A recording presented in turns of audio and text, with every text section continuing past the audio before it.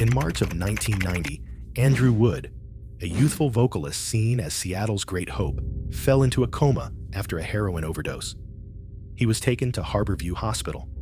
Machines kept him breathing. His friends and family waited, desperate. 3 days later, Andrew passed away at the age of 24. The official cause of death was noted as brain damage from oxygen deprivation. Hospital records state this clearly, but not completely. In the duty log, there's a strange gap. 10 hours that never reappear. For many, it's just a clerical error. But for those who were close to him, the question has never gone away. What happened during those 10 hours? A mistake? A drug reaction? Or was it a silence that went on for so long that no one dared to mention it? A voice on the verge of shining, just vanished, leaving behind gaps like a ripped sheet of music. What really happened to Andrew Wood in those final 3 days? Chapter 1. First time on air, and a sudden silence. Before he was known as Landrew, and even before he had a band behind him, Andrew Wood was just a boy who wanted to be heard. His family was ordinary, but he had an unusual craving. He had to have an audience. One morning in 6th grade in Seattle, Andrew walked into the KZOK radio station. The show was called Your Mother Won't Like It. For 3 hours, he told stories, did impressions, and played his favorite rock songs. When the on-air light went off, the room fell silent. On the table, the handwritten cassette tape was still there. On the edge of the program sheet, the word audience was crossed out 3 times. Perhaps at that moment, Andrew understood. To truly be heard, you had to be seen. The Wood family was close-knit, but Andrew was different. With his blonde hair and flashy clothes, he was immersed in the world of Elton John, T-Rex, and Kiss. While his classmates were focused on baseball and school sports teams, Andrew quietly lived in his world of music. His brother Kevin remembers one particular moment. The 2 brothers went to see Cheap Trick open for Kiss. When the lights blazed and the crowd roared, Andrew turned to him and said, his voice firm, "I'm gonna do that." The words sounded naive, but his eyes were not joking at all. Alongside the dream, other signs also began to appear. In his desk drawer, there was often the scent of alcohol mixed with hairspray. A hard-to-name combination, but easy for anyone who walked in to recognize. Andrew was always lively and funny, but when night came, he became quiet. Kevin remembers. He laughed all day, but at night, he was terribly sad. At 14 years old, Andrew and Kevin formed the band Malfunkshun. The day of their first demo recording was on Easter when the family was away. The 2 brothers stayed home and secretly recorded. Andrew didn't just sing. He came in with his face painted white, a scarf, and big sunglasses. A studio engineer recalled. He was dressed as if he was about to perform for 10,000 people. We laughed, but we could see he was very serious. That was the day the character Landrew was born. Landrew the love child, flashy, loud, and he made the audience laugh. But he was also an armored suit to hide his trembling. After practice, traces of white face paint lingered on the mirror. Next to it was a crumpled set list, the name Landrew circled, and bolder than the other lines. Friends once saw Andrew slumped over, whispering, "If I don't make people laugh, no one will remember me." At 14, he already knew what it felt like to be afraid of being forgotten. Landrew could have been a dream, or maybe just a suit of armor. But armor is always heavy. One day, it would force his body to bow down, and no one knew if he was bowing to an audience or because he could no longer stand. Chapter 2. Landrew, Stage Lights, and a Hidden Addiction. It was the mid-'80s in Seattle. The underground music scene was growling with punk and heavy with metal. Yet amidst the faded flannel shirts, one band stepped onto the stage in bright, vibrant colors. That was Malfunkshun, and at its center was Andrew Wood, now fully transformed into Landrew the love child. It's said that at one show, Andrew stopped in the middle of a song to make a sandwich right there on stage. The crowd roared with laughter. Another time, Kurt Cobain, then an unknown musician, was sitting in the front row, dozing off from exhaustion. When he opened his eyes, Cobain saw Andrew leaning over, singing directly into his face. These strange antics made Landrew a unique character. a clown in a gloomy city. But after every laugh came a moment of silence. A studio engineer recalled. He'd be joking around. Then all of a sudden, he'd break down and cry. Andy confessed that he was addicted and needed money for drugs. Those conversations usually happened when no one else was around. In the surviving recording log, every time Andrew entered the room, he added another layer to the Landrew persona. A scarf, new sunglasses, a long coat. Even in the studio, where there was no audience, he'd be in costume. Maybe that was his way of getting into character, a producer remembered. Friends say that in 1985, Andrew had to go to rehab. At the time, Malfunkshun was gaining attention in the underground scene. But the rehab stint broke the band's momentum. After he got back, Andrew was still laughing, still outrageous on stage, but his eyes seemed more tired. Chris Cornell, then the singer for Soundgarden, witnessed the struggle. Andrew often came to stay with Cornell, as if he needed someone to keep him away from drugs. Cornell admitted he needed constant supervision, but no one can be there 24 hours a day. In a later interview, an acquaintance said that Andrew once told him, "Landrew is the happy one, I'm not." It was a simple confession, but it was full of contradictions. The physical evidence that remains from that era, a Malfunkshun concert poster. In it, the name Landrew is printed larger than Andrew Wood. It's as if the character had swallowed the real person. Seattle at that time was a tough place. Green River, Soundgarden, Melvins. They were all on the rise, grabbing the attention of the media and record labels. Malfunkshun was different. They were too flamboyant for grunge, too loud for metal. They were overlooked, even though their shows were always packed. One bassist once remarked, "Malfunkshun was fun, but no one knew how to sign them to a contract." Andrew knew that. The more he tried to make the audience laugh, the more he felt like he didn't belong. One time, a friend caught Andrew after a show, sitting alone in the practice room. The remnants of white face paint were streaked on the mirror. Next to it, the set list was crumpled. The name Landrew circled so many times the paper was torn. Was Landrew the character that helped Andrew survive, or was it the mask that made him slowly disappear? Chapter 3. Chloe. A beautiful love or a sign of the end. In the late 80s, Andrew Wood moved into a small apartment on Capitol Hill in Seattle. There, he lived with Chris Cornell of Soundgarden. Not long after, a young woman came into his life, Xana LaFuente, an employee at a vintage clothing store. To Andrew, Xana was more than just a girlfriend. Many believe she was the Chloe in the song Chloe Dancer, Crown of Thorns. It was a gentle track, so different from his usual sound. When he sang it, Andrew would close his eyes, as if he was singing only for one person. But love couldn't erase the underlying storms. Xana recounted many times that Andrew would come home with red-rimmed eyes, whispering, "Please help me stop. If you don't, I'm gonna die." These pleas for help were often ignored. The band only wanted to talk about the album, about the contract they were about to sign. On the kitchen table, there was a handwritten piece of paper with crossed-out lyrics and a note in the margin that read, "Chloe equals hope?" A message that was never explained. Friends believed that Xana was afraid he was being swallowed up by the people around him.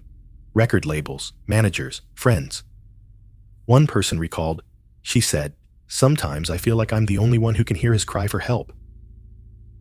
One night, a neighbor saw Andrew standing alone on the balcony, playing his guitar and singing to himself. His voice echoed down the quiet street, both passionate and exhausted. It was an image that was both romantic and haunting. But the pressure from the Polygram contract was growing. While the band was busy getting ready for the album Apple, Andrew was teetering between hope and addiction. Xana argued with his friends. "He told me he was going to die. I'm just repeating what he said," but no one wanted to hear it. A haunting detail. In Xana's diary, many years later, she wrote, "He looked at me, his eyes full of tears, and told me not to leave. I said, 'I'm here,' but even I wasn't sure I could hold on to him." This love story, just like the song Chloe Dancer, was beautiful but fragile. People still debate, was Chloe really Xana, or just a character Andrew had created? What's for sure is that love wasn't strong enough to save him. It only left a song behind, and fragmented pages. Was Chloe a song of redemption, or a farewell from the very beginning? Chapter 4. 3 days in a coma with missing hospital records. On March 16, 1990, in the Capitol Hill apartment, Xana LaFuente walked in and found Andrew collapsed on the couch. His breath was shallow. His skin was pale and blue. On the table, there was an open cassette tape case, a few magazines, and a syringe rolled into a corner. She immediately called for an ambulance. The ambulance took him to Harborview Hospital. The doctor noted a heroin overdose and a lack of oxygen to the brain. Andrew fell into a deep coma, and machines breathed for him. In the special room, the red light blinked steadily. For 3 days, his family and friends took turns coming to see him. The family agreed to wait for Chris Cornell to return from Europe so he could say goodbye before they turned off the machines. Some saw it as a kind gesture, while others wondered, was it necessary to prolong the waiting when his life was already so fragile? On online forums years later, one strange detail is often mentioned: the missing 10 hours in the hospital records. Some former nurses say that misplacing paperwork was common back then. But others question, could there have been a mistake or a drug reaction that was never reported? What's for sure is that Andrew never woke up. For 3 days, lying between life and death, he was silent. His face was described as both peaceful and distant. Xana said she held his hand, waiting for a light squeeze back, but it never came. On March 19th, the ventilator was turned off. The heart monitor went flat. Andrew Wood passed away at the age of 24. His death came just as Mother Love Bone was about to release their album Apple. Seattle was shaken. The official cause of death was recorded as hypoxic encephalopathy, brain damage from oxygen deprivation. But the lost 10 hours in the records remained a blank space. For many, it was just an administrative error. For others, it was a question with no answer. Those 3 days at Harborview closed the book on Andrew's life. But they also opened other stories of friendship, grief, and music turned into an elegy. Were those 3 days just a coma, or was there something else that the hospital records would never reveal? Chapter 5. Music as a tribute or exploiting a death. When Andrew Wood died, the album Apple was almost finished. Mother Love Bone had just signed a big contract with Polygram. For the Seattle music scene, this was the key that would open the door. But Andrew's death ended everything. On its release date, Apple sounded like a relic. The songs were full of dreams, sometimes naive, blending glam rock with street rock. The New York Times called it one of the great hard rock albums of the early 90s. But when the audience listened to it, it was no longer a promise. It sounded like they were listening to a voice that had disappeared. Andrew's friends didn't stay silent either. Chris Cornell, grieving the loss of his close friend, began writing music. In the apartment they once shared, Cornell wrote "Say Hello to Heaven" and "Reach Down." The two songs weren't just a farewell, but also a confession. He hadn't been close enough to stop Andrew from going down that road. From there, Temple of the Dog was born. Cornell invited Jeff Ament, Stone Gossard, Matt Cameron, Mike McCready, and a new vocalist, Eddie Vedder. They recorded a single album as a tribute to Andrew. Listeners called it a musical eulogy for a generation. But even the eulogy didn't escape controversy. Years later, Xana LaFuente, Andrew's girlfriend, expressed her anger. In a blog post, she called Temple of the Dog a cash grab, suggesting that the tribute project was tainted by commercialism. Those words shook the fan community, especially since Pearl Jam, the band that formed from those same people, became one of the biggest bands of the decade. Some people think that Xana was just expressing her grief that had never healed, but others wondered, was the tribute really from the heart, or was it from a desire to turn a loss into a product? The remaining clues are not easy to judge. On one hand, the Temple of the Dog album clearly contains deep emotion. When you listen to "Say Hello to Heaven," it's hard not to be moved. But on the other hand, the success of Pearl Jam right after made many people see Andrew's shadow somewhere in 10. A melody, a performance style, as if his legacy had dissolved into another band. Alice in Chains also paid tribute to Andrew by dedicating their album Facelift to him. Jerry Cantrell wrote Wood as a farewell. Those melodies prove that Andrew's death left a real void in the Seattle music community. But the more tributes there were, the bigger the question became. Was Andrew being honored, or was he being swallowed by a new generation? In the small room where he once sat with Xana, there are only old photos now. An unreleased demo tape, a few unfinished lyrics. These silent pieces of evidence leave you with the feeling that the person who left us left behind more than just a song. And the question lingers, did those musical eulogies really preserve the memory of Andrew, or did they just blur his true identity under the shadow of the legends that followed? Chapter 6. The Pioneer Who Was Left Behind. When Apple was released, many newspapers called Mother Love Bone Seattle's biggest hope. The New York Times wrote, this might be one of the greatest hard rock albums of the early 90s. But Andrew Wood wasn't alive to see that praise. And just a few years later, when Nirvana, Pearl Jam, and Soundgarden exploded, his name began to fade. People remember Kurt Cobain, they remember Eddie Vedder, but Andrew, the person who once stood at the center, the one his friends called the glam soul of Seattle, was slowly pushed to the background.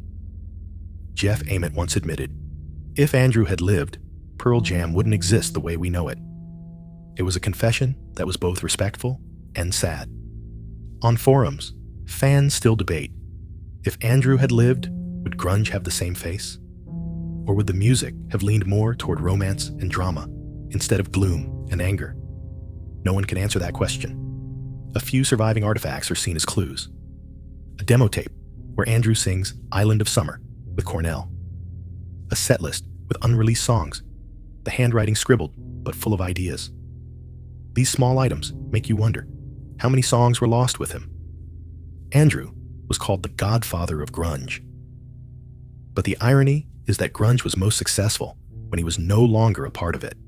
The city of Seattle built a whole musical legend, but Andrew's name is only mentioned as the starting point. An older fan once wrote, when Nirvana was on top, I always remembered that Andrew should have been there, standing right beside them. The debate over his legacy continues. Temple of the Dog, Pearl Jam, Alice in Chains, Soundgarden, they all leave Andrew's mark on their work. But whether he is remembered as a supporting character or a foundational figure is a debate that has no end. A detail that is often overlooked. At the Bainbridge Island Cemetery, Andrew's grave is quite simple. There's no fancy statue, just a small tombstone with a short inscription. Fans who visit leave cassette tapes, roses, and scraps of paper with song lyrics on them. It's as if they want to make sure that memory doesn't get erased. Andrew Wood, at the age of 24, managed to pave the way, but didn't get to walk the whole path. And maybe that's the biggest tragedy of all. Was Andrew's fate to become the pioneer, but never get to see the harvest? Conclusion: a shooting star, immortal, because of what's unfinished. Andrew Wood passed away before he could see Apple released. In a city that was about to explode into a global phenomenon, he was the one who lit the first torch, then fell as soon as the light flickered on. The album became a relic. Temple of the Dog was born, turning loss into music. Alice in Chains and Pearl Jam also left Andrew's mark on their first songs. His absence, in a way, shaped the entire movement. His friends called him the godfather of grunge. But that title sounds like a paradox. A father who never got to see his child grow up. When Nirvana and Pearl Jam took over, Andrew's name slowly faded. His legacy isn't just a few songs. It's also his innocence, his humor, and his fear of being forgotten. A friend once said, Andy would make a whole room laugh, then quietly cry alone. That laughter was both a light and a mask. Those 3 days at Harborview still leave a void. The missing 10 hours in the hospital records could just be lost paperwork. But others still wonder, was there something that happened that was never recorded?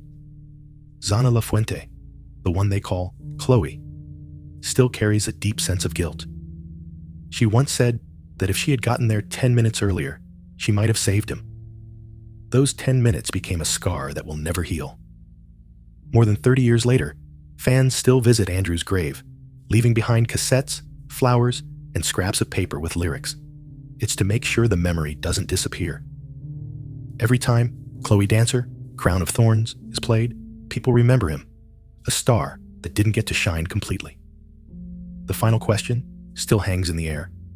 Was Andrew simply a shooting star? One that flared up and then burned out? Or was there something in those final days at Harborview, in those 10 minutes on Capitol Hill, that we will never know? Perhaps there will be no answer. But that unfinished quality is exactly what makes Andrew's story immortal.